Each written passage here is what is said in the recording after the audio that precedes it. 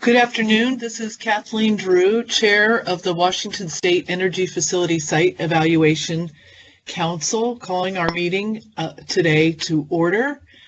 Ms. Mastro, will you call the roll? Department of Commerce. Kate Kelly, present. Department of Ecology.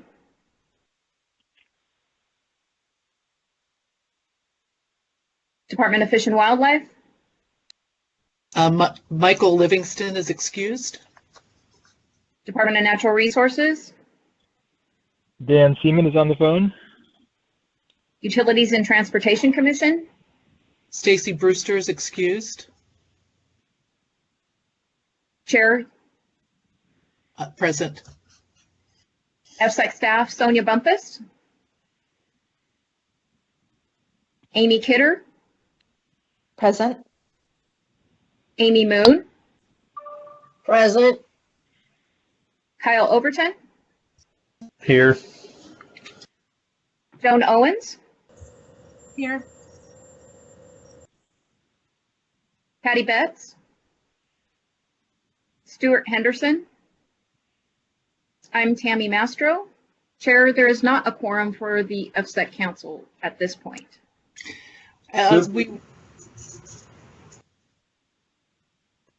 Was there someone else who was speaking? Oh, sorry. This is Robert Dingle. I just entered the meeting just now. We have a quorum. Isn't that correct, Ms. Mastro? It is, Chair. Thank you. And we don't have any action items that require a quorum today, but still we do have a quorum, so thank you all.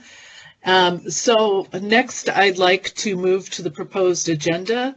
You see it before you. Is there a motion to adopt the agenda? This is Dan Seaman. I'll make a motion to adopt the agenda. Kate Kelly, second. Thank you.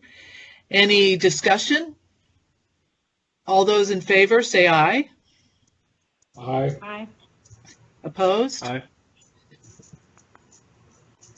I think that was a delayed on the aye for adopting the agenda, so thank you. That's correct. It's adopted. I'll try not to move so quickly. Moving on to the meeting minutes, you have them in your packet. Is there a motion to approve the meeting minutes from June 16th, 2020? Motion to approve minutes. It's Rob Dingle. Thank you. Kate Kelly, second. Thank you. Is there any discussion or corrections?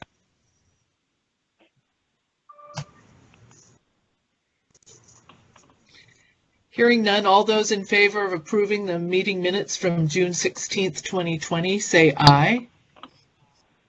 Aye. Aye. Opposed? The meetings are adopted.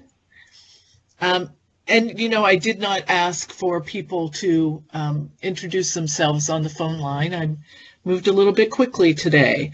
So if there are other people at this point who would like to introduce themselves who are on the call or on the Skype call, please do so.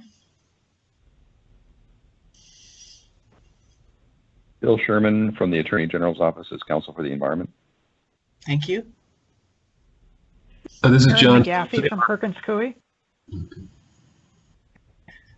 That was Karen. Dave Arbaugh. Okay, go ahead. Sorry. Sorry, Dave Arbaugh, just on behalf of several utility clients. Okay, thank you. Jeremy Smith, the Environmental Analyst for Chehalis Power. And Mark Miller for Chehalis Generation. Stu Henderson, Senior Policy Advisor with EFSEC.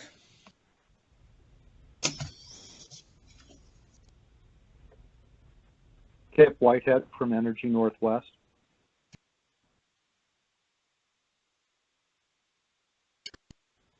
This is John Thompson with the Attorney General's Office, Advisor for EFSEC.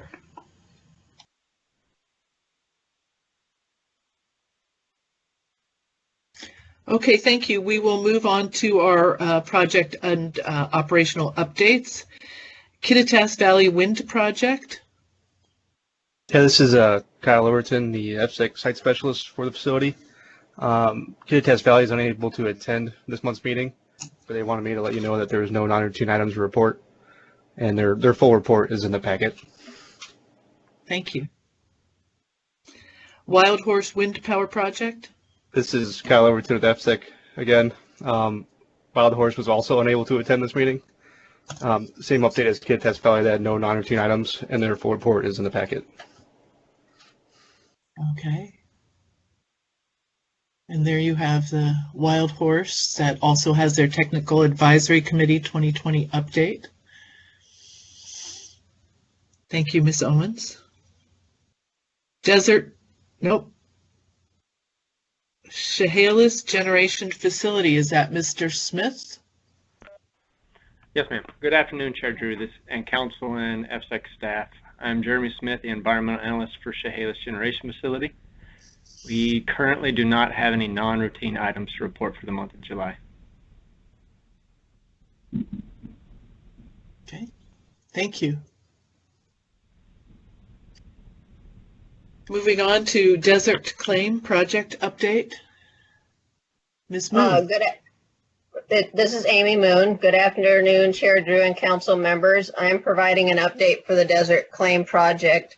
EFSEC staff continue to coordinate with Desert Claim, and at this time there are no specific project updates. Thank you. Columbia Solar Project update, Ms. Kidder. Thank you. Good afternoon, Chair Drew and Council. For the record, my name is Amy Kidder. EFSEC staff are continuing coordination with the certificate holder as they prepare plans for submission and review. Staff will continue to update the council as we progress. Are there any questions? Any questions? Hearing none. Moving on to Grays Harbor Energy Center.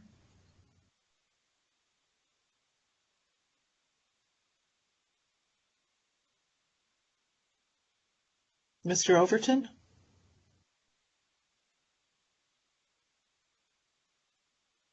This is Kyle Overton. Sorry, I was having some technical difficulties. For the month of August and July, July, I believe there was no non-routine items for Grays Harbor. Thank you. Yes. And then WNP 1 and 4 and Columbia Generating Station, Mr. Whitehead. Good afternoon. I'm Kip Whitehead, and I'm from Energy Northwest. For both WNP 1 and 4 and the Columbia Generating Station, there are no updates to report. A couple months ago, the EFSEC Council had a few questions that they wanted Energy Northwest to respond to. These questions are, how is Energy Northwest responding to the COVID-19 pandemic? Energy Northwest's initial response to the pandemic included the removal of all non-essential employees from the various work sites and implementation of a work from home strategy. Only essential personnel have been reporting to the facilities. Benton Franklin County is currently under modified phase 1. Energy Northwest is working to transition non-essential employees back to the facilities in a reduced capacity with a continued focus on working from home. The next question is confirmation that the facility is still in operation. Energy Northwest facilities remain in operation. The Columbia Generating Station's net electrical generation for July was just short of 762,000 megawatt hours. And the final question was, are there any updates on planned upgrades or projects at either the Columbia Generating Station or WNP 1 and 4? Energy Northwest recently signed a new lease agreement with the Department of Energy. The new lease agreement requires the industrial development complex located at WNP 1 and 4 to no longer use groundwater as its water source by July 2022. The IDC is planning to use surface water from the Columbia River as its water source and will be installing a new water filtration system at the site. Are there any questions from council members?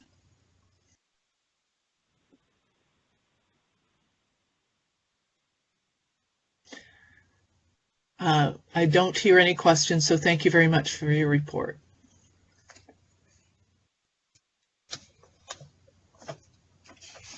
We are now moving on to the first quarter cost allocation. I believe Ms. Kidder is going to speak to this. Yes, thank you. I have for the council the updated cost allocation percentages for the first quarter fiscal year 2021 as we present every quarter. You will find this on the green paper in your council packets. For Kittitas Valley Wind Power Project, 10%. Wild Horse Wind Power Project, 10%. Columbia Generating Station, 27%. Columbia Solar, 11%. WNP 1, 3%. Whistling Ridge Energy Project, 3%. Grays Harbor 1 and 2, 13%. Chehalis Generation Project, 12%. Desert Claim Wind Power Project, 8%. And Grays Harbor Energy 3 and 4, 3%. Are there any questions?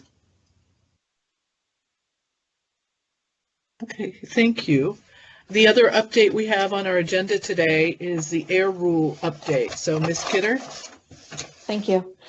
If the council will recall the revisions to EFSEC's air rule, Washington Administrative Code 463-78005, which adopts ecology air regulations by reference, was approved by the council to be filed with the Code Revisor's Office and was open for public comment from June 3rd through July 18th. No public comments were received. As no comments were received, EFSEC Manager Sonia Bumpus signed the Form CR 103, which was filed on July 28th. This commenced a 30-day waiting period before the new rule will become effective. That period continues through August 27th, and the updated WAC 463-78005 will be in effect the following day, August 28th, bringing EFSEC into alignment with current ecology air rules. Are there any questions?